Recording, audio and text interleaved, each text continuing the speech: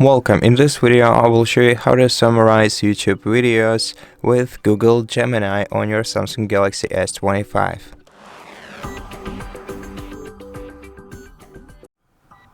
First, let's open the YouTube application on the phone and let's select some video, start playing it. And if you don't have to watch it all, but you really want to know what this video is about, you just have to tap the share icon right here.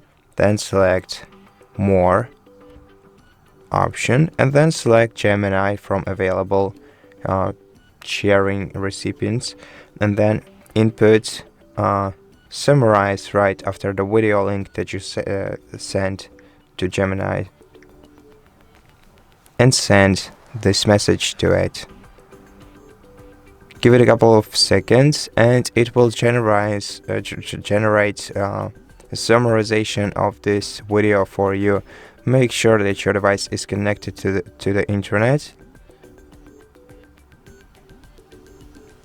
And here is the full summarization of the video that I sent to Gemini. So that's it. Thank you for watching this video. If you liked it, please consider subscribing to our channel, leave us a like in the comment below, and I'll see you in the next one.